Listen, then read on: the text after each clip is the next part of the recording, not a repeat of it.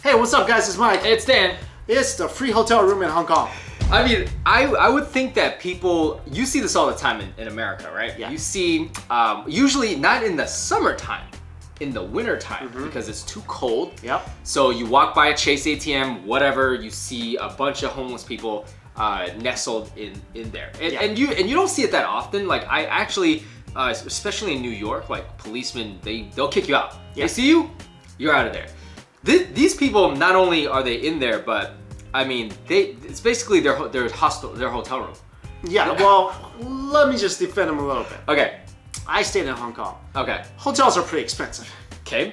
Number one. That's it. That's all I can say. That's all you can say. That's all I can say. Here's the thing. What else can I say? What else are you gonna say? Here's the thing. Okay, this guy Ricky Wong in Hong Kong, he passed by this vestibule. He snapped a photo, and look at this photo for a second. These two ladies, okay, clearly they're not homeless. No. Okay, I don't know how expensive their clothing is, but I can tell you right now, that luggage, if that's a Rimowa luggage, that is $1,000 piece of luggage right there. I can tell you right now because Well, you know this kind of stuff. Yeah, I know this kind of stuff. Yeah. And Rimowa is extremely popular amongst mainland Chinese, Japanese, because it's status symbol, okay? Luggage, clothes, whatever. I don't know if they have Chanel bags on, I can't tell, but these people clearly can afford a hotel room. Sure. But they opted for I mean, I don't blame them, right? I do blame them, but on the other hand, you make a good point, it's AC'd in there. Yeah. 24-hour security? 24-hour security? What security? I'm just saying, no one's busting in this. Like no one's busting in your room. I mean, but the thing is, like, they're in a glass ATM. I mean, they could have chosen like a more inconspicuous ATM. Correct. And this is why this photo is creating a stir, right? Because to me, like, what if I wanted to go get money out? Yeah, you can't. Hold up. Can you imagine?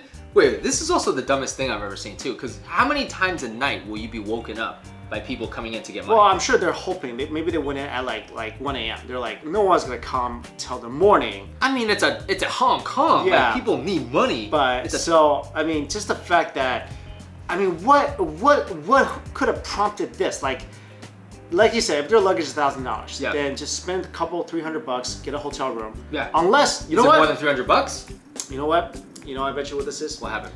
Their flight leaves at like 8. 8 a.m. We're 7.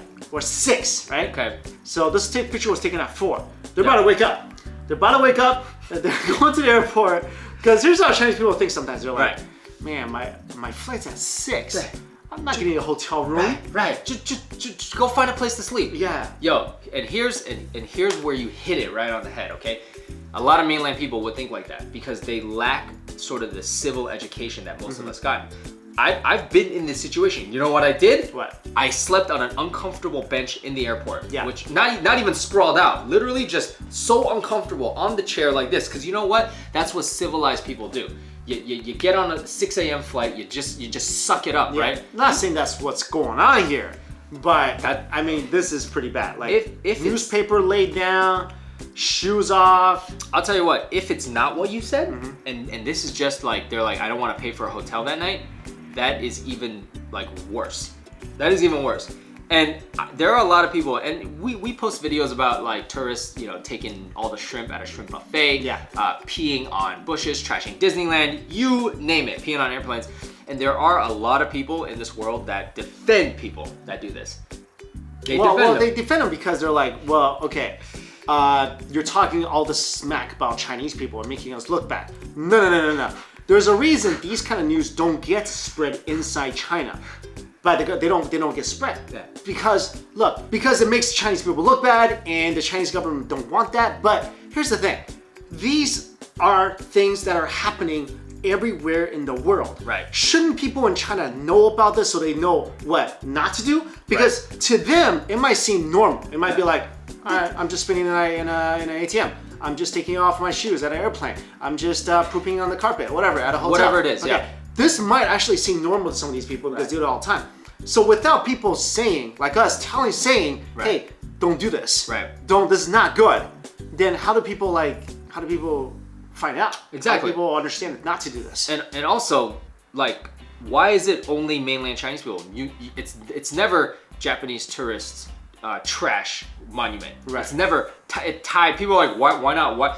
Okay, this is the other part of the story, right? Because a photo was taken. Why are we Yeah. talking about mainland tourists? Because the photo was taken, and the guy who posted up, he didn't say whether, he doesn't know where they're from. Right. But a lot of the commenters were like, that's got to be mainland Chinese. Yeah. And then so there are people rushing to defend, being like, how come they're not Thai? Because you don't see, because guys, if you go on the internet, you don't see headlines like Thai tourist trash airport. You don't see that because this is coming out of, you don't see Taiwanese tourist trash Disneyland. Because guys, you got to know the reason for this. Like we're talking about, there's a period of time in China where traditional values, ethics, civility was destroyed. Right. And that was exactly done by the CCP. And people are like, some people might be like, okay, well, it's not just that amount of time. We're talking mainly about the Cultural Revolution. Yeah. We're gonna, you know what? We're gonna talk about the Cultural Revolution exactly. at one point. So a lot of people are like, well, it's not, you know, yeah, it's the time leading up to the Cultural Revolution. Leading up it's to the time it. after the Cultural Revolution. Basically, when you have a group of people, a country, where you're taught to only believe in the government. Exactly. That's it. The government is your God, is your whatever. And that's a fact. Yeah, you're taught that. Then it's so crazy. I once saw a TV show. I was watching a supernatural episode, and there was a translation done in Chinese on the bottom because I was watching off some crazy site, you know. Right. And on the bottom it said, you know, on the show it said, "Oh my God." Yeah. Right. So, "Oh my God." Yeah. Translation: kid you not. Oh my Chairman Mao. Holy! Kid you not. No way! You're kidding me, bro. Kid you not. No kidding.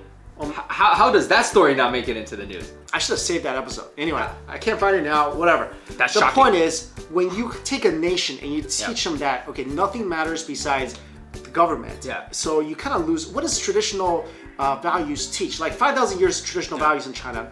No matter what dynasty it is, Right. there's still the foundational principles of, you know, Confucianism, Taoism, Buddhism, and All of those they things. teach you How to be a good person. how to, what not to do, what to do, what not to do. I'm not saying you have to be religious, Right. but like they teach you how to be a human being. Exactly, people. Because we're not just going around doing what we want. There are other people in the world. There's societies, their children. Like, what does it mean to be a human being? But like you just said, they took that and they basically are like, we're gonna redefine what it is, Yeah. and you're gonna listen to us. So these are the things that are important and these things are not. And if you don't listen, we'll kill you.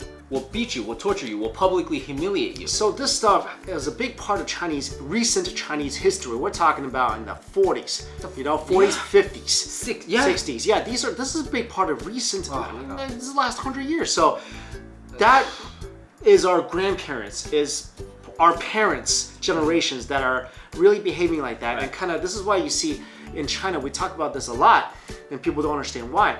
This is why a lot of these crazy things happen in China. And like some people are like, well, why do you have to talk about it? It makes us look bad. You know what? Because it's true. Yeah. Because it's fact.